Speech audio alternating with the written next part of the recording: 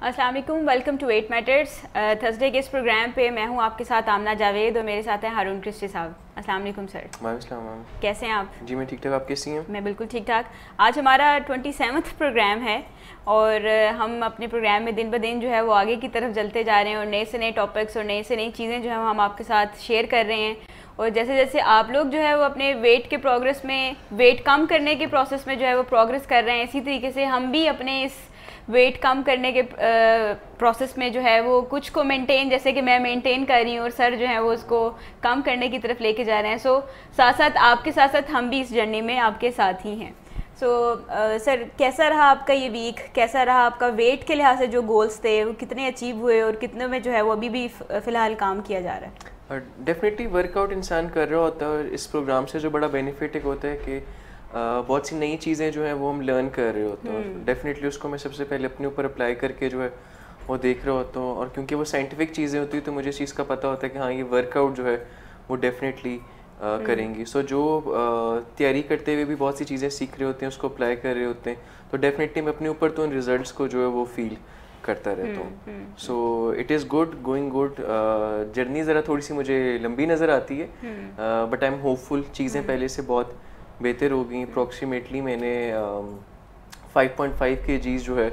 वो recently loose किया है, और वो स्लो वाले एंड को डेफिनेटली लेके किस स्लो बट स्टेडी वाले एंड को लेके चल रहा हूँ। कोई डिप्राइव नहीं कर रहा फूड को बहुत ज़्यादा जो है, बल्कि आई गेस मैं फूड को ज़्यादा इंजॉय कर रहा हूँ। चीज़ें ज़्यादा एक्टिव फील करता हूँ, बिकॉज साइंस भी चीज़ को बोलती है कि जब आप वेट को लूज़ करते हैं तो आप ज़्यादा एक्टिव फील करते हैं, और ऐसे होना भी चाहिए कि अगर आप वेट लूज़ कर रहे हैं और आप एक्टिव फील नहीं कर रहे तो इसका मतलब डेफिनेटली कि कहीं ना कहीं जो है डेफिशिएंसी जो है वो जनरेट हो रही है। सो इस वजह से ऑल गोइंग गुड, और विद हाई स्पिरिट्स जो है वो आगे मैं बढ़ता जा रहा हूँ। बिल्कुल ऐसे ही है जैसे सर ने भी बात की कि स्लो एंड स्टडी लेके चल रहे हैं उसको, और इस वेट को जो है वो अगर हम कम कर रहे हैं, थोड़ी जर्नी जो है वो काफ़ी लंबी है, लेकिन इस जर्नी का फ़ायदा ये होगा कि लॉन्ग टर्म में जो है वो आपको बहुत ज़्यादा मेहनत नहीं करनी पड़ेगी। वो इसलिए क्योंकि ये वेट दोबारा से इतनी जल्दी जो है वो गेन नहीं होगा। एक जो रूल ऑफ द थंब हम वेट मैनेजमेंट के प्रोग्राम में जो है अक्सर शेयर करते रहते हैं, उसमें एक जो है वो रूल ये भी है कि आप जितना क्विकर वेट लूज़ करते हैं उतना ही क्विकली वेट गेन की तरफ भी आप जाते हैं, क्योंकि आप अपने ब्रेन को ट्रेन नहीं कर रहे कि वज़न कम कैसे किया जाए, जबकि हमारा यहाँ पे मकसद आपके ब्रेन को बेसिकली ट्रेन करना है कि आप अपने वज़न को कैसे कम करें और उसको कम ही किए रखें, सो दैट आप अपने इस प्रोसेस में डीमोटिवेटेड ना हो जाएं। समटाइम्स ऐसा होता है कि हम क्विकली जो है वो कम करते हैं और हम मोटिवेटेड होते हैं कि अच्छा मेरा वज़न काफ़ी कम हो गया, अब ठीक हो गई हैं चीज़ें, शायद बॉडी अब जो है वो कोई नहीं, मुझे अब मसला नहीं आएगा, मैं कोई 5-6 किलो 10 किलो कम कर लूँ, फिर उसके बाद मैं कोई नहीं, इतना फिर मसला नहीं है, फिर बेशक वज़न कम ना हो। सो ऐसा नहीं होता। अगर आप वज़न कम कर रहे हैं तो उसको थोड़ा स्लो प्रोसेस में रखें, क्योंकि एकदम से वज़न जब कम होता है तो हमारे मूड पे काफ़ी ज़्यादा उसका असर पड़ता है। हमारा मूड जो है वो चिड़चिड़ा सा होना शुरू हो जाता है, लेथार्जिक होना शुरू हो जाता है। अगर एकदम से किसी का वज़न कम हो, अगर 4-5-6 किलो आपने एक ही गो में, एक ही महीने में, या 15 दिन के अंदर या 20 दिन के अंदर जो है अगर आपने कम कर लिया, तो ये इस चीज़ की इंडिकेशन है कि आप न्यूट्रिशनल डेफिशिएंसी की तरफ जा रहे हैं। सो इस चीज़ को मद्देनज़र रखते हुए आप, अगर बहुत से लोग जो वज़न कम कर रहे हैं वो इस चीज़ को देख सकते हैं कि उनके मूड में वाज़ेह जो है तब्दीली नज़र आना शुरू होगी। इसलिए जिन लोगों को मूड मिजाज के मसले होते हैं उन्हें ख़ास तौर पे इस चीज़ का इंडिकेट किया जाता है कि वो फौरी तौर पे वज़न कम करने की तरफ ना जाएं। हाँ, वो आहिस्ता आहिस्ता इस प्रोसेस को लेके चलें, छोटे छोटे गोल्स बना के चलें, क्योंकि वो एट अ टाइम अगर इसको करेंगे, अगर किसी का मूड मिजाज का मसला नहीं भी है तो भी अगर वो वज़न कम करता है तो उसे मसला होना शुरू हो जाता है। तो ऑलरेडी अगर किसी का मसला है तो उसका मसला बढ़ जाता है। तो हम बहुत से ऐसे व्यूअर्स जो कि अगर देखते हैं और वो ये देख रहे हैं कि वज़न कम हो रहा है लेकिन मैं खुश नहीं हूँ, आजकल मूड बड़ा चिड़चिड़ा सा हुआ है, सो उस पर ये देखेंगे कि आप न्यूट्रिशनल डेफिशिएंसी में तो नहीं जा रहे। अगर जो खाना खा रहे हैं उससे आपको जो है वो फ़ायदे की बजाय ज़्यादा नुकसान मिल रहा है फिर, क्योंकि अगर आप बहुत कम वज़न की तरफ तो चले जाएंगे लेकिन आप साथ साथ अपने मूड मिजाज का जो है वो सत्यानाश और धज्जियाँ उड़ा देंगे। सो इट्स बेटर कि आप जो है वो स्लो प्रोसेस को लेके चलें। तो इससे पहले कि हम प्रोग्राम का बाकायदा आगाज़ करें, हम पिछले प्रोग्राम की कुछ हाइलाइट्स आपके साथ शेयर करना चाहेंगे। जैसे कि लास्ट प्रोग्राम में हमने सी फूड ट्रैप पे बात की। सी फूड ट्रैप जैसे कि नज़र का धोखा आप कह सकते हैं। इसको आप ये कह सकते हैं कि जो चीज़ नज़र आ रही है वो आप, या कितनी नज़र आ रही है, प्लेट में कितना, प्लेट छोटी है तो खाना ज़्यादा नज़र आ रहा है तो आप खाएंगे तो आप फुल फील करते हैं, उतना ही खाना अगर बड़ी प्लेट में डाल देंगे तो आप जो है वो आपका पेट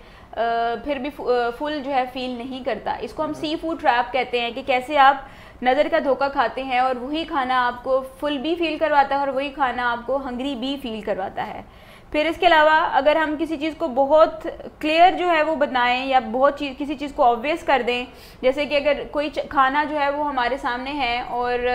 वो ऐसा है जो हमारे लिए नुकसानदेह है, जैसे कि हमने कुकीज़ की बात की या ऐसे खानों की बात की जो कि इजीली घरों में लाया जाता है, रूटीन में लाया जाता है, और अगर हम उसको इजी एक्सेस में रख देते हैं तो हमारे लिए उस ट्रैप में फंसना ज़्यादा आसान हो जाता है, बजाय इसके कि अगर हम उसको हिडन उस पर रखें तो उसमें जो है वो हम अपने आप को जो है वो रोक सकते हैं उन चीज़ों में। इसके अलावा जो है खाने की इजी एक्सेस जो है वो भी हमें इस ओवर ईट करने पे मजबूर कर देती है। खाने की इजी एक्सेस से मुराद ये है कि खाना जितना आसानी से और जितनी इजी एक्सेस में आपके होगा, अगर पानी की बोतल आपके साइड टेबल पे पड़ी हुई है तो वो पीने के चांसेस ज़्यादा हैं, बजाय इसके कि आपको उठ के नीचे चल के जाना पड़े या आपको दूर जो है कहीं ऊपर चल के जाना पड़े और फिर आप लेके आएँ। सो आप अवॉइड करेंगे कि अच्छा रहने दो, जो है सुबह पी लूँगा, थोड़ी देर बाद पी लूँगा एंड सो ऑन। वैसे मैं सोच रहा था इस चीज़ के बारे में कि ये जो होम डिलीवरी वगैरह, सो अब तो हमारे लिए कंपनीज वगैरह जो इस चीज़ को बड़ी इजी एक्सेस में, जो कि रात के 12 बजे भी अगर दिल चाह रहा है, 1 बजे भी दिल चाह रहा है, तो उन्होंने काफ़ी ईजिली हमारे लिए वो उसको एक्सेस में कर दिया कि वो आपको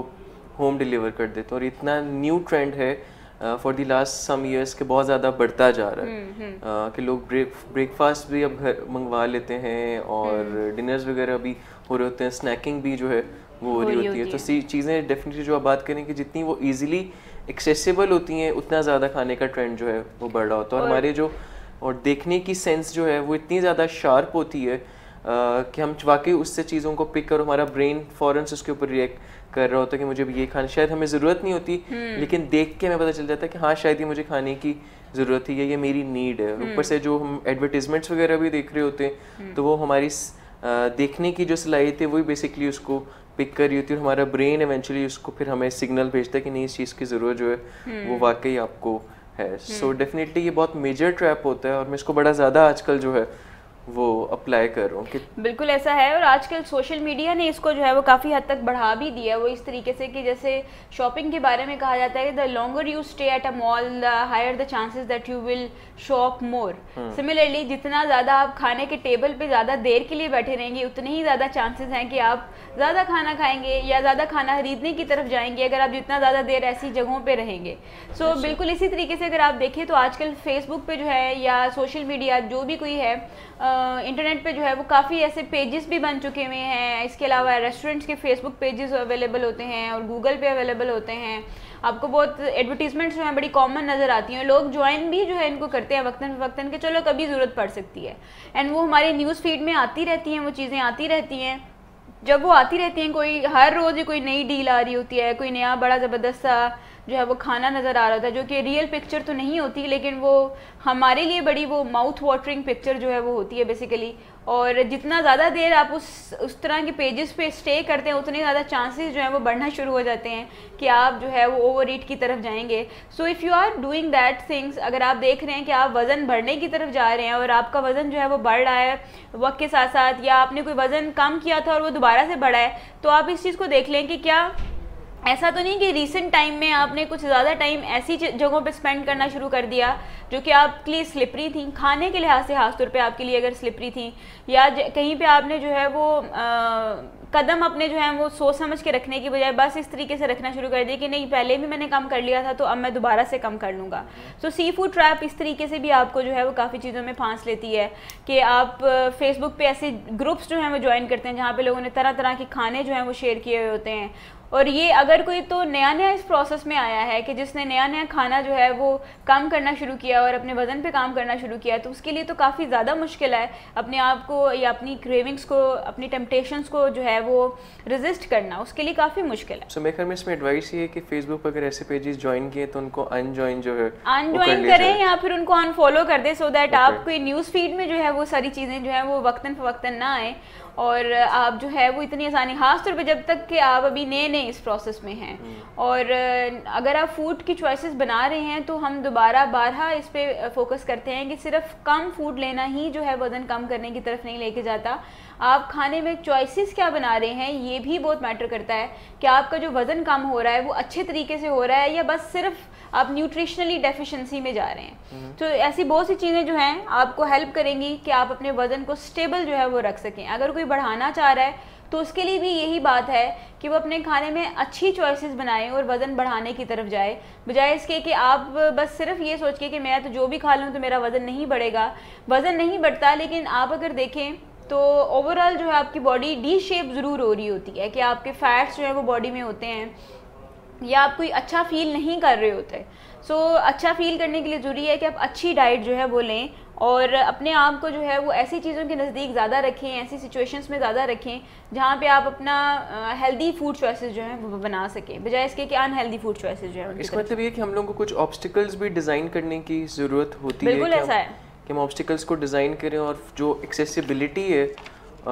उसको दूर रखें कि हम चीज़ को ज़्यादा इजीली एक्सेस ना कर सकें। बिल्कुल। और इसके अंदर बड़ा स्मार्टली आई गेस प्ले कर सकते हैं, क्योंकि डेफिनेटली जब हम एक घर के अंदर रह रहे होते हैं तो किचन उस बहुत स्लिपरी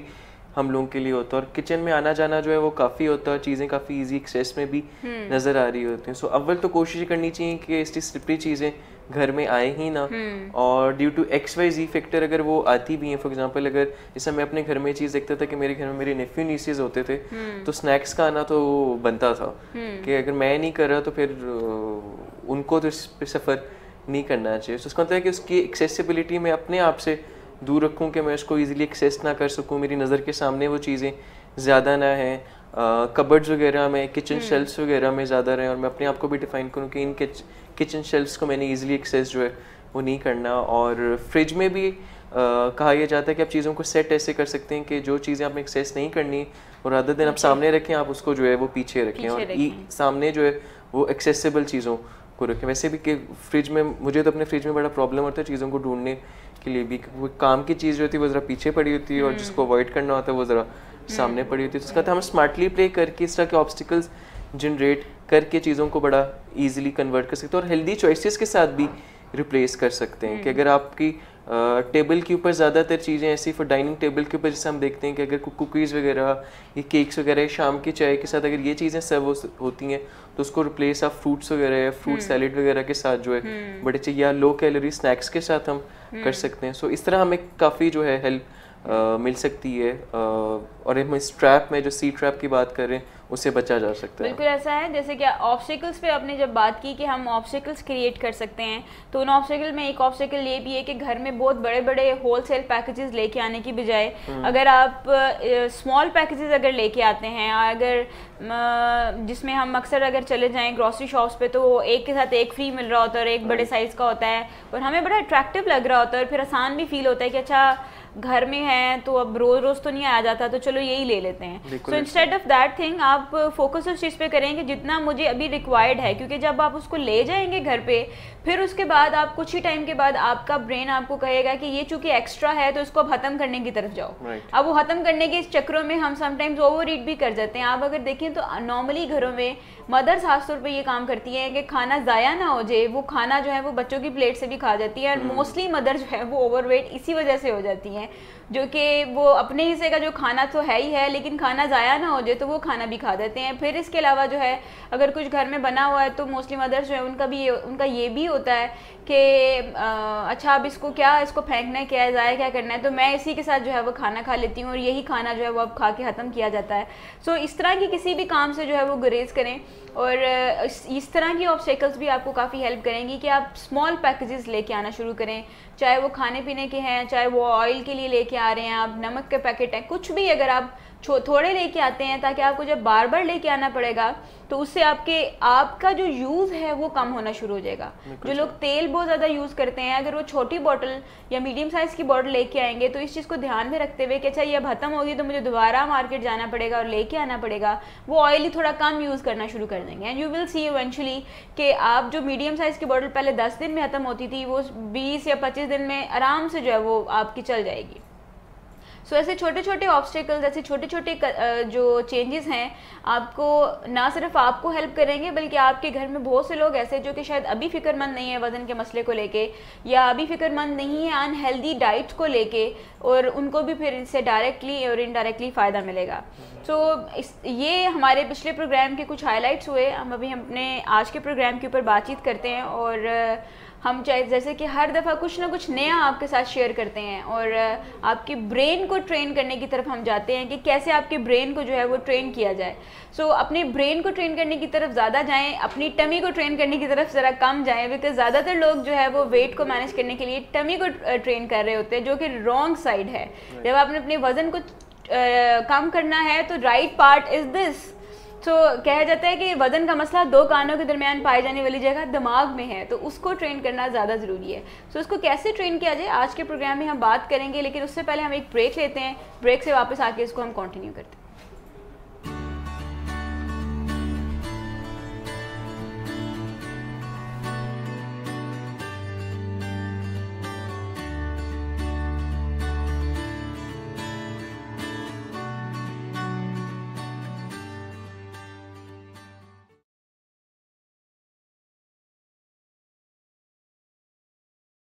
ये वहम और वसवसों का इंसान के साथ बहुत चोली दामन का साथ रहा है, और अज़ल से इंसान इसमें गिरफ़्तार होता रहता है। और एक सईंग भी थी बहुत पहले जो कि ये थी कि वहम का इलाज तो लुकमान हकीम के पास भी नहीं। अब मुझे नहीं पता लुकमान हकीम कौन थे और कहाँ थे, लेकिन मुझे ये बताया कि आज की दुनिया में जो सेल्फ डायरेक्टेड बिहेवियर थेरेपी है या कॉग्निटिव बिहेवियर थेरेपी, उसके ज़रिए ओसीडी या वहम और वसवसों के साथ बड़ी कामयाबी से आप निपट सकते हैं और अपनी ज़िंदगी की तामीर नौ कर सकते हैं। अगरचे ये बहुत कोई मुख्तसर काम नहीं, या ऐसा नहीं है कि आप कुछ दवा लें कुछ दिन के लिए तो फिर आप बिल्कुल ठीक ठाक हो जाएं। अगरचे दवाएं मदद करती हैं वक्ती तौर पर और वहम और वसवसों से होने वाली अजियत को कम करती हैं, लेकिन ये दवाएं क्योरेटिव नहीं होती। Curative self directed behaviour therapy है जो कि 5 स्टेप्स का एक फार्मूला है, जिसे हम पहले 4 स्टेप्स हमने डिज़ाइन किए थे, लेकिन अब एक एक्स्ट्रा स्टेप पॉलिशिंग स्टेप है जिसे तामीर नौ का स्टेप कहते हैं, वो भी साथ शामिल किया है ताकि ये गारंटेड हो जाए कि ओसीडी या वहम और वसवसों का दोबारा आपकी ज़िंदगी पे गलबा ना। कहने को थोड़ी सी टेक्निकल सी बात है कि वर्किंग मेमोरी क्यों हम बता रहे हैं, बट आप देखें कि बच्चों के प्रॉब्लम्स में सबसे हाईलाइटेड प्रॉब्लम आजकल ये आ रहा है कि ये पढ़ता नहीं है। तो हो सकता है कि आपके बच्चे में ये एग्जीक्यूटिव स्किल्स जिसको वर्किंग मेमोरी कह रहे हैं ये एज अ वीकनेस एग्जिस्ट कर रही हो, और आप उसको इमोशनल और बिहेवियरल लेवल पर ले रहे हो, यानी आप बच्चों को ये समझ रहे हो कि ये जानबूझकर ऐसा कर रहा है। हो सकता है कि एक्चुअली में रिकॉल करने की उनकी कैपेसिटी ना हो, एक्चुअली में ये जो स्किल है जिसको हम वर्किंग मेमोरी कह रहे हैं ये वो उनके अंदर एज अ वीकनेस एग्जिस्ट कर रही है। जो हमने शॉपिंग वाली बात की, तो इसमें ऐसा नहीं है कि ये सिर्फ कोई कैलकुलेशंस की हद तक मामला है, ये मामला उससे भी ज़्यादा कॉम्प्लेक्स है। यानी कि पुराने तजर्बात को वहाँ जाना, पुरानी सिचुएशन में अपनी गलती पहचान सकना और फिर उससे सीखना और अभी मौजूदा हालात में क्या करना है, ये सब वर्किंग मेमोरी की मदद से हो रहा है। बिल्कुल।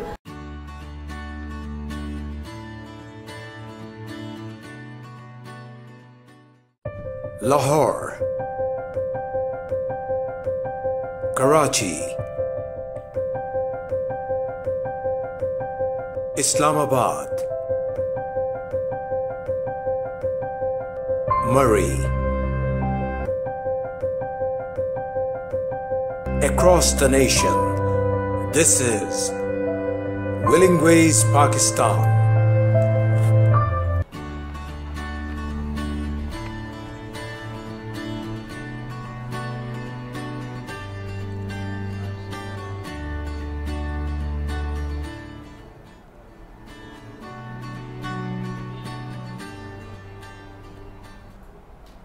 Welcome back to the programme. Break पे जाने से पहले हम लोगों ने अपने पिछले प्रोग्राम के कुछ हाइलाइट्स आपके साथ शेयर किए और अभी हम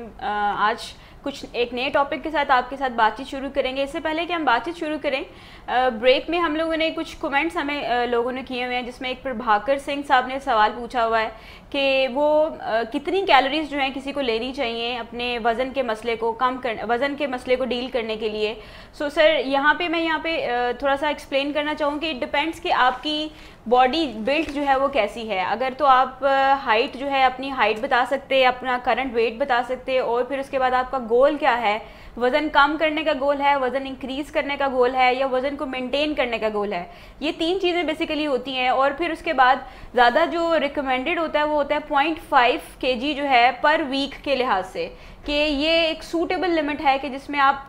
0.5 kg अगर एक वीक में काम करें तो ये ऑलमोस्ट बनते हैं 2 kgs जो है वो पर मंथ बनते हैं। लेकिन अगर आप इसको फर्दर रिड्यूस करते हैं 0.2 kg पे, तो इट ऑल डिपेंड्स कि आप कितना गोल या कितना टारगेट रखना चाहते हैं वज़न कम करने का। सो मेल एंड फीमेल दोनों में इसका वेरी करता है। जैसे फीमेल्स के लिए एक एवरेज हाइट 5.3 की हाइट के साथ जो है कैलोरीज ऑलमोस्ट 1250 कैलोरीज जो है सजेस्ट की जाती हैं, मैक्सिमम 1500 कैलोरीज अपने वज़न को कम करने के लिए या मेंटेन करने के लिए। सिमिलरली मेल्स में जो है वो 1800 से 2000 कैलोरीज जो है वो सजेस्ट की जाती हैं अपने वज़न को मेंटेन करने के लिए या कम करने के लिए। सो इट डिपेंड्स कि आपकी एज क्या है, आपका इस टाइम पे हाइट क्या है, करंट वेट क्या है, और कम कितना करना चाहते हैं, देन आपको कैलोरी इनटेक जो है वो ज़्यादा बताया जाता है। फिर हमसे एक और किसी ने सवाल पूछा है कि उनको आजकल बहुत ज़्यादा मंचिंग की जो है वो क्रेविंग होती है कि हर टाइम पे कुछ ना कुछ वो मंचिंग करती रहें, तो is that a nutritional deficiency? बिल्कुल ऐसा है कि न्यूट्रिशनल डेफिशिएंसी है आपको, क्योंकि इस टाइम पे अगर आपको मंचिंग की क्रेविंग होती है तो हम आपको रिकमेंड करेंगे कि आप कोई ना कोई नट्स वगैरह जो हैं वो मंच करना शुरू करें। जैसे कि बादाम आप ले सकती हैं,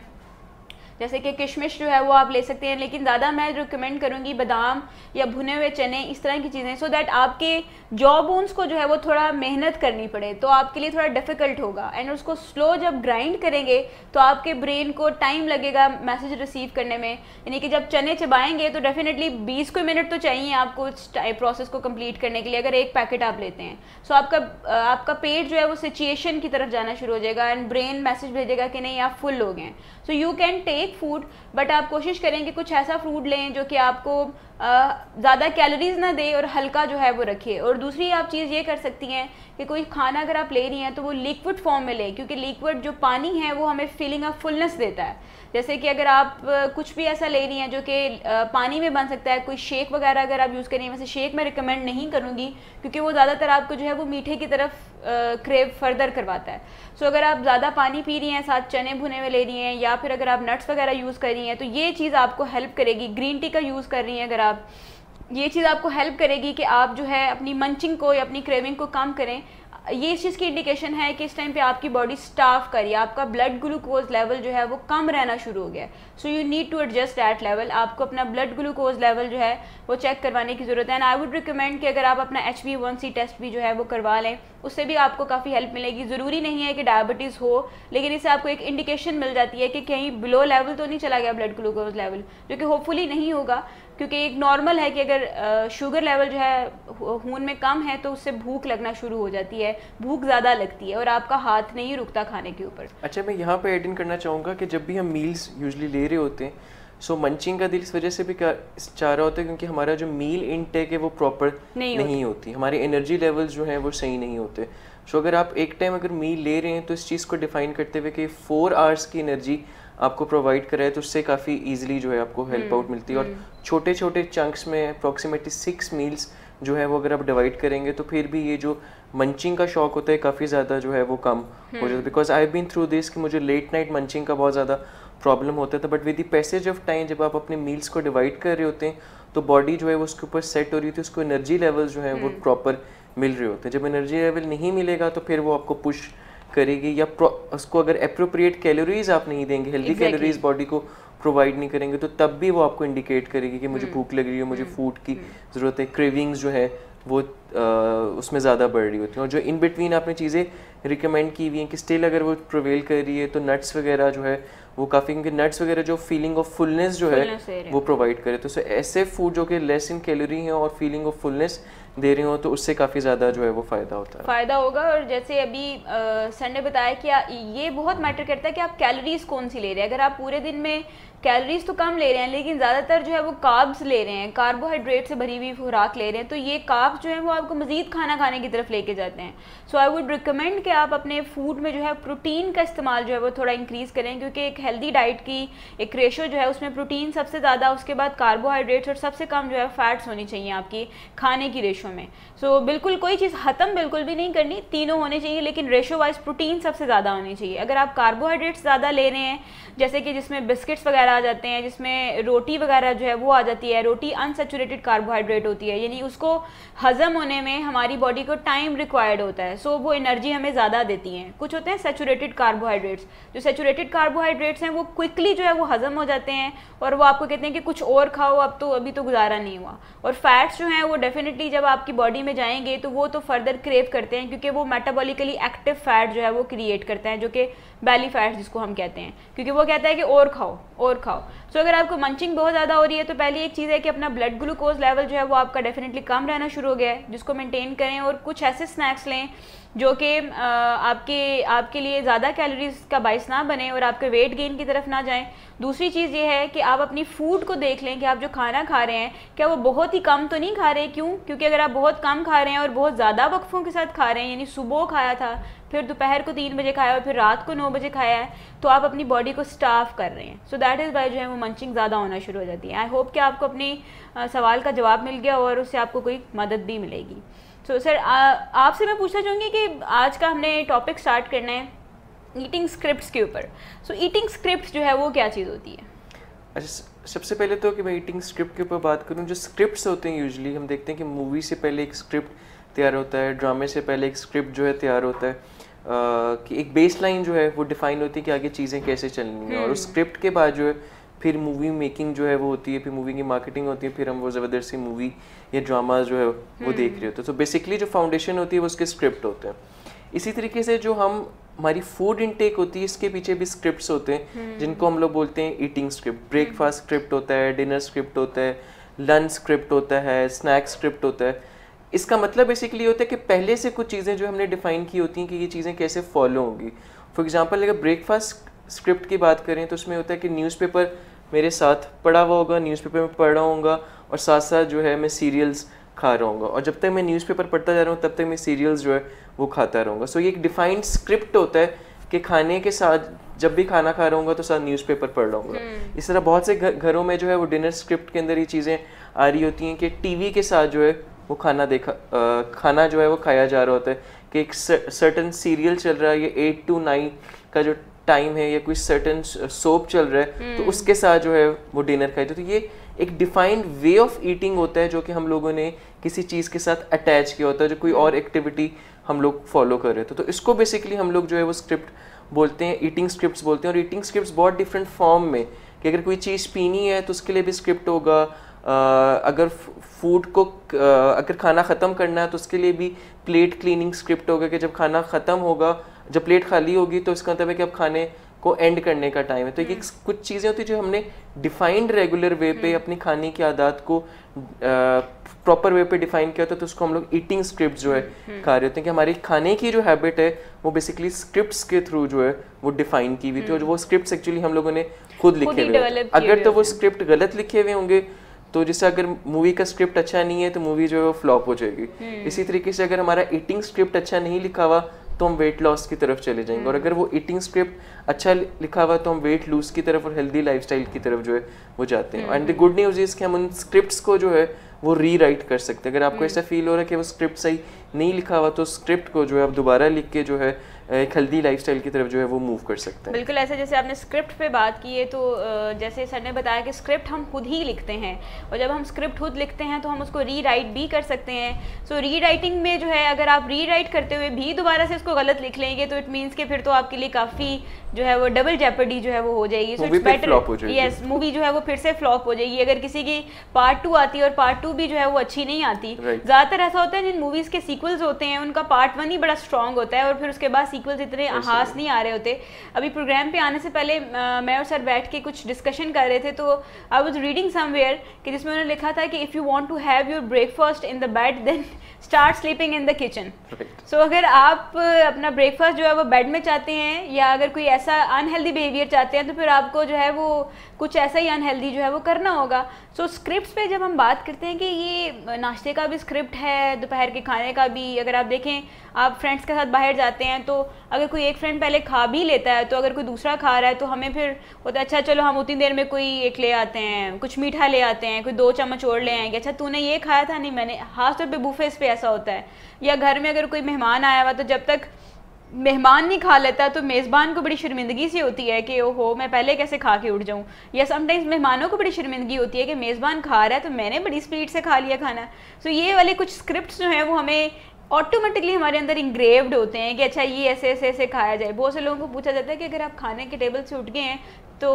क्या हुआ था, क्या वजह थी, तो आपको बहुत कम कोई ऐसे कहेंगे कि आई वॉज फुल एक्चुअली। ज़्यादातर आपको कहेंगे वो सबने खा लिया था, खाना ख़त्म हो गया था,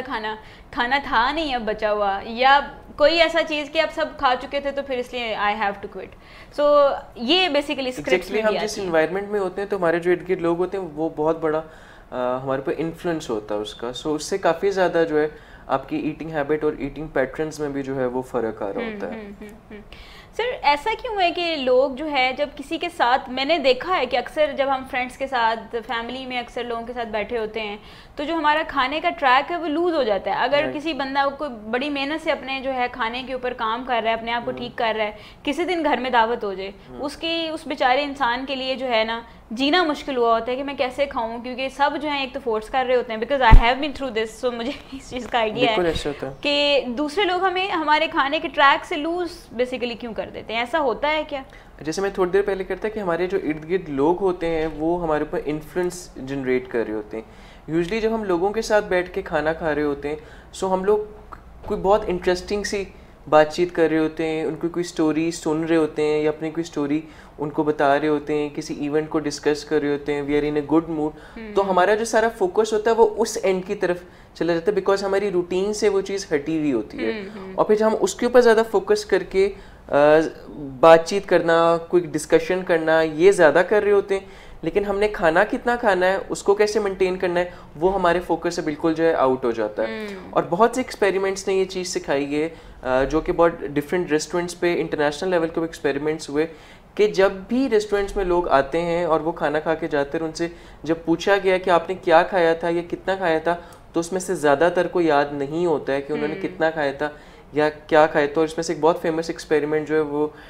एक इटालियन रेस्टोरेंट में होता है जहाँ पे वो खाने के ब्रेड वो लोग बहुत ज़्यादा लेते थे। तो at the end of the dinner जब उन लोगों से पूछा गया कि आपने कितनी ब्रेड ली थी, कितनी क्वांटिटी थी, तो उसमें से बहुत सौ को ये याद ही नहीं था कि उन्होंने कितने पीसीज ऑफ ब्रेड्स लिए थे। इवन उसमें से कुछ ऐसे थे जिनको ये भी याद नहीं था कि उन्होंने ब्रेड खाई थी, बट वो बता रहे थे कि हमने ब्रेड जो है वो नहीं खाई थी, क्योंकि हम लोग इतने ज़्यादा कन्वर्सेशन में, बातचीत में, किसी बहुत इंटरेस्टिंग से टॉपिक में जो कि बहुत इंटरेस्ट का हमारा होता है कि हम उसमें ज़्यादा इन्वॉल्व होते हैं कि हम लोग इस पॉइंट को जो है वो भूल जाते हैं, एंड दैट्स वाई फिर हम लोग जो है वो ओवर ईट कर लेते हैं। और यूजुअली जब फैमिलीज़ में खाना वगैरह खाया जा रहा होता है तब भी ये प्रॉब्लम जो है वो आ रही होती है कि हम लोग क्योंकि डिनर टेबल पे बैठे हैं, लंच पे बैठे हुए हैं और बहुत से लोग बैठे हैं, आप उनके साथ बातचीत कर रहे हैं, सो आप अपना मेन फोकस जो है कि मैं कितना खाना खा रहा हूँ वो मिस कर जाते हैं, क्योंकि आपको क्यों भी नहीं मिल रहा होता है कि अब खाना जो है वो ख़त्म होने का टाइम हो गया, मुझे ख़त्म कर दीजिए, बल्कि वो बात चल रही है और आप खाना खा रहे हैं, उसको एंजॉय कर रहे हैं। तो इस वजह से भी लोगों को बहुत ज़्यादा जो है वो प्रॉब्लम आ रही है। हाँ बिल्कुल ऐसा है। और समटाइम्स इसकी वजह ये भी बनती है कि जब हम लोग खास तौर पे मैं उन लोगों की बात करूँगी जो कि घरों से दूर रहते हैं और जो हॉस्टल्स में रहते हैं या किसी ऐसी जगह पे जहाँ फैमिली अगर साथ नहीं है, तो अगर वो किसी ऐसी गैदरिंग में है तो वो खाना समटाइम्स इसलिए भी ज़्यादा खा जाते हैं कि वापस जाके जो हमने बुरा सा खाना खाना है तो बेहतर है कि अभी इधर ही खा लो, ज़्यादा खा लो, पेट भर जाएगा। या फिर अगर कहीं पर फ्री खाना मिल रहा हो तो वहाँ पे भी जो है हम काफ़ी ज़्यादा जो है वो बुरा हाल कर देते हैं खाने के साथ। सो दूसरों के साथ खाना खाना हमें मोस्टली हमें हमारे ट्रैक से हटा देता है। जैसे ग्रुप स्टडी करना जो है वो आपको स्टडी ज़रा कम होती है और वहाँ पे शुगर जो है वो ज़्यादा लग रहा होता है, बातचीत जो है वो ज़्यादा हो रही होती है। सो अगर तो हम किसी चीज़ को, आपने बात की स्टार्ट में कि स्क्रिप्ट को हम रीस्क्रिप्ट भी कर सकते हैं, सो कैसे रीस्क्रिप्ट कैसे किया जा सकता है? अच्छा, इसके अंदर फॉर एग्जांपल अगर हम लंच की, डिनर की या ब्रेकफास्ट की स्पेसिफिकली बात करें कि ये बहुत मेन मील्स होती थी, सो उसमें हमेशा पहली जो सजेशन है वो ये कि आप कोशिश करें कि सबसे लास्ट में स्टार्ट करें। पहली चीज़ जो आप कर सकते हैं कि आप जितने लोग बैठे हुए हैं रादर देन कि आप उनके साथ स्टार्ट करें, आप लास्ट में स्टार्ट करें। सेकेंडली जो मैं सॉरी आपको इंटरप्ट कर रही हूँ, जो ओवरवेट होते हैं उनके लिए बड़ा मुश्किल होता है लास्ट में, क्योंकि उन्हें डर लगता है कि मेरे से तक खाना मुक जाना है। बिल्कुल ऐसे ही, बट हम रीस्क्रिप्टिंग की बात कर रहे हैं और अब हम ये डिफाइन करेंगे जो पहला स्क्रिप्ट था वो सही नहीं था, मूवीज़ की वजह से फ्लॉप हो गई, तब हम दोबारा स्क्रिप्ट लिख के एक सक्सेसफुल मूवी जो है वो बनाना चाह रहे हैं। और वो मूवी जो है उसके अंदर ये कि वेट लॉस जो है वो नज़र आना चाहिए। सो पहली उसके अंदर सजेशन ये कि हमेशा लास्ट में स्टार्ट किया जाए। सेकेंड सजेशन ये कि डिफाइन कर लें कि जितने लोग बैठे हुए जिनके साथ खा रहे हैं उसमें से लो पेस जो है वो किसकी है। सो आप उसकी पेस के साथ जो है वो फॉलो करना स्टार्ट करें। आप भी वो भी स्लो खा रहे हैं और आप भी जो है स्लो करेंगे। जितने लोग टेबल पे बैठे होते हैं उसके अंदर हर एक की डिफरेंट पेस होती है। मैंने भी इस चीज़ को बहुत रिसेंटली रिकग्नाइज किया कि मेरी ईटिंग पेस जो है वो बहुत तेज़ है। सो उस पर वर्कआउट करते हुए कि आप देखें कि कौन सा बंदा है जो है जिसकी स्लो पेस है, उसके साथ आप जो है कॉम्बैट करते हुए आप उसको फॉलो करें और स्लो डाउन हो जाए। इसके अलावा जो है कि आप ये चीज़ कर सकते हैं कि आप पहले हमेशा खाने से पहले डिफाइन कर लें कि मैंने कितना खाना है। ये बहुत एक अच्छी जो हैबिट होती है कि आप इसको डेवलप कर लें कि अगर आप रात को खाना खाने लगे तो पहले डिफाइन कर लें कि मैंने 1 रोटी खानी है। अगर 1 रोटी सोच के आपको लग रहा है कि नहीं 1 रोटी तो बड़ी कम होगी, पूरी रात गुजारनी होगी, तो आप कह देते हैं कि जी मैं 2 रोटी खाता हूँ। फिर 2 रोटी भी आपको ख्याल आता है कि नहीं 2 तो ज़रा कुछ ज़्यादा हो जाएगी, तो फिर अब आप अपने साथ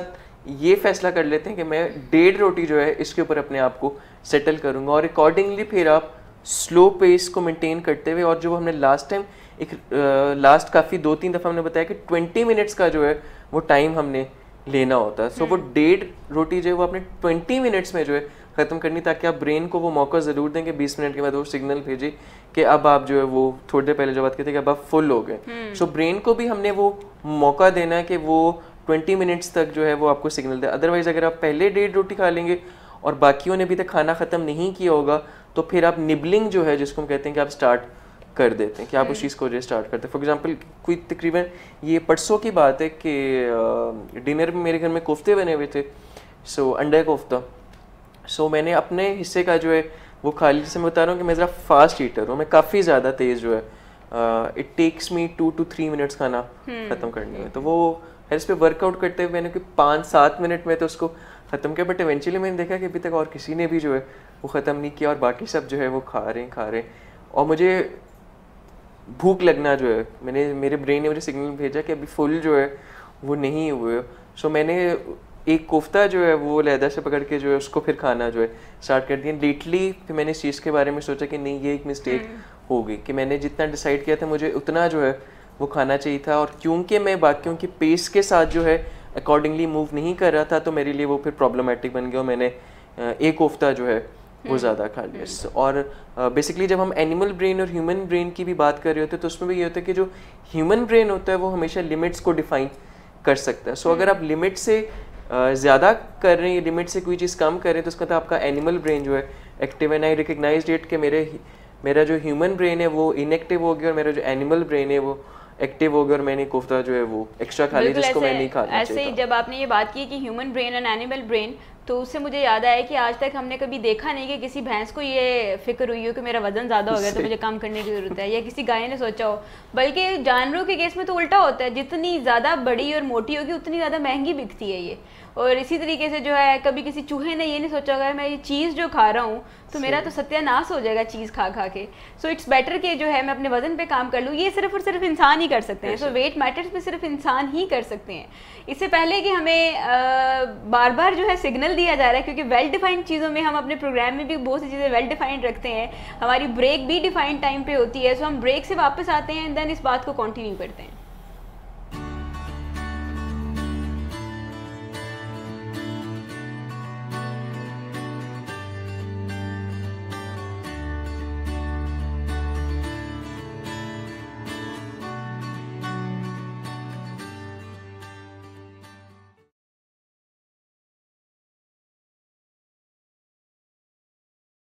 ये वहम और वसवसों का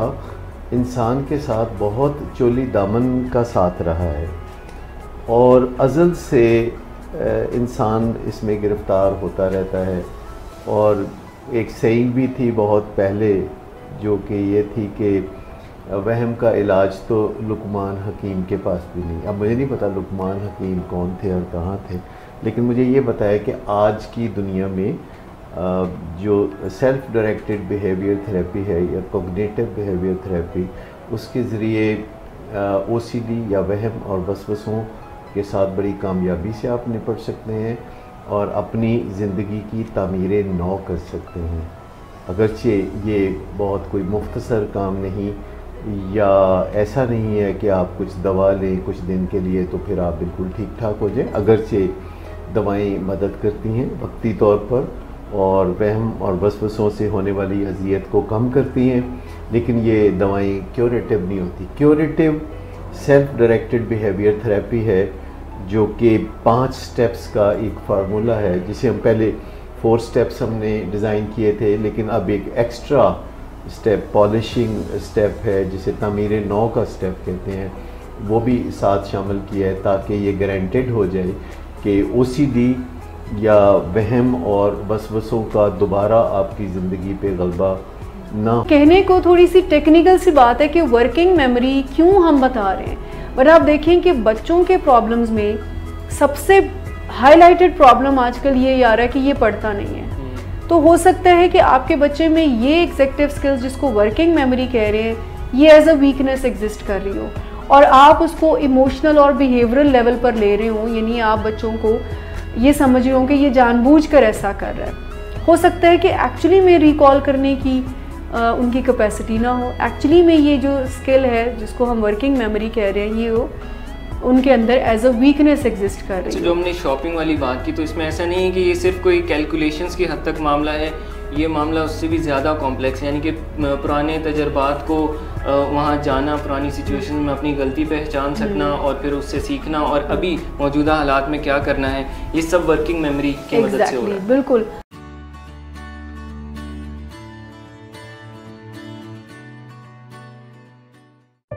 Lahore, Karachi, Islamabad, Murray. Across the nation, this is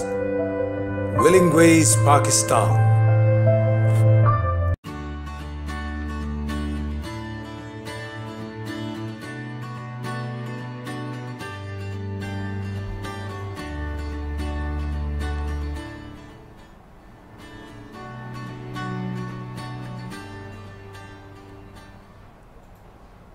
welcome back to the programme. Break पे जाने से पहले हम ये बात कर रहे थे कि कैसे हम अपने स्क्रिप्ट को, ईटिंग स्क्रिप्ट को रीस्क्रिप्ट कैसे किया जाए, उस पर बातचीत हो रही थी। और ये बातचीत हो रही थी कि लोग कैसे जो है वो हमारे लिए ज़्यादा खाने का बाइस बन सकते हैं।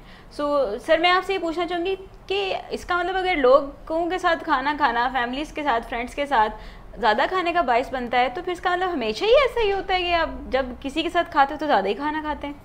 अच्छा नहीं, इसका simple answer, direct answer is no. ऐसा जो है वो नहीं होता। पर्सन टू पर्सन ये चीज़ जो है वो वेरी कर रही होती है। कुछ रिसर्चर्स ने ये चीज़ साबित की कि ऐसे लोग जो कि इंटरव्यू देने के लिए कहीं आए हुए थे और इन बिटवीन उनको लंच का कहा गया, और जो लोग इंटरव्यू ले रहे थे उनके साथ उनको लंच का जब मौका दिया गया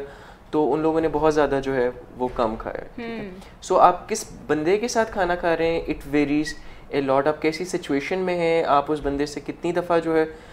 मिल चुके हैं, आपके उससे पहली दफ़ा मिल रहे हैं, आपने उसके ऊपर कोई इंप्रेशन जनरेट करना है। फॉर एग्जांपल एक रिसर्च के अंदर था जिसके अंदर उन्होंने बताया था कि जो लोग डेट कर रहे होते हैं सो उसके अंदर भी जो है वो कैपेसिटी कम खाने की लोगों की थी, बिकॉज वो एक इम्प्रेशन जो है वो जनरेट करने की कोशिश कर रहे होते हैं। सो अगर मैं किसी अपने बहुत पुराने दोस्त के साथ खाना खा रहा हूँ जिसको पता है कि मुझे खाने पीने का बहुत शौक है, तो मैं उधर ज़्यादा खाऊंगा, ठीक। लेकिन अगर मैं बॉस के साथ खा रहा हूँ तो डेफिनेटली मैं कम खाऊंगा, बिकॉज मैंने एक इम्प्रेशन जो है वो जनरेट करना था। सो पर्सन टू पर्सन जो है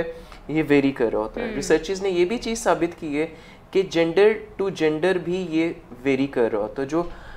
ख़वातीन होती हैं वो बेसिकली जो है वो ये सोचती हैं कि कम खाना जो है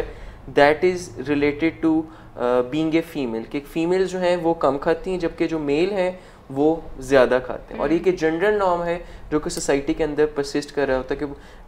मैनली पावरफुल स्टड किस्म के जो होते हैं, 2 रोटियां खाना, मेल जो है वो ये कर सकते। अगर कोई लड़की आके बताए कि अगर कोई लड़की बताए कि मैंने 2 रोटियां खाई थी या 1.5 पराठा या 2 पराठे खाए, तो मैंने बहुत ज़्यादा 2 पराठे खा लिए। वेरी राइट, क्योंकि ये जनरली हमारी नॉर्म्स में ये चीज़ आ रही होती है। एंड आई वाज थिंकिंग, जब मैं चीज़ पढ़ रहा था, उसके ऊपर रिसर्चेस देख रहा था, तो मेरे जहन में कि हाँ बहुत से कार्टून्स वगैरह भी जो है वो इसके रिगार्डिंग, और मेरे जहन में फ़ौरन से पॉपॉय जो है वो आया कि वो स्पिनच खाता था, उसके अंदर बहुत ज़्यादा पावर जो है वो आती थी, और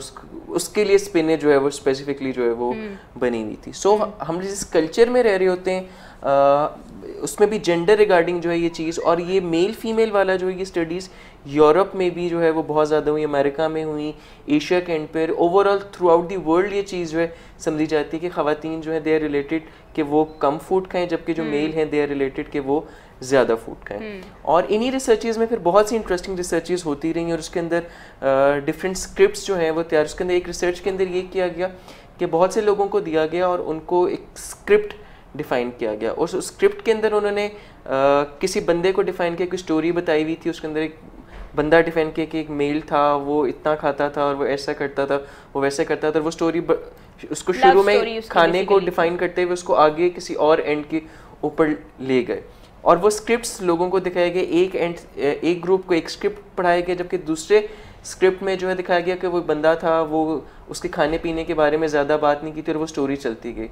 और उसके बाद ये दिखाया गया कि जिन लोगों ने वो स्क्रिप्ट पढ़ा था, इसके अंदर एक बंदे को खाना पीना दिखाया है, वो दिखाया कि बहुत पावरफुल था, वो खाना बहुत ज़्यादा खाता था, उन लोगों के अंदर खाने की टेंडेंसी ऑटोमेटिकली जो बहुत ज़्यादा बढ़ गई, उन्होंने बहुत ज़्यादा किया। जबकि दूसरे लोगों का जो स्क्रिप्ट था उसके अंदर दिखाया गया कि उन्होंने जो है वो कम खाया। इसके अलावा एक और बड़ी इंटरेस्टिंग स्टडी थी जिसके अंदर जो मेल कैंडिडेट्स थे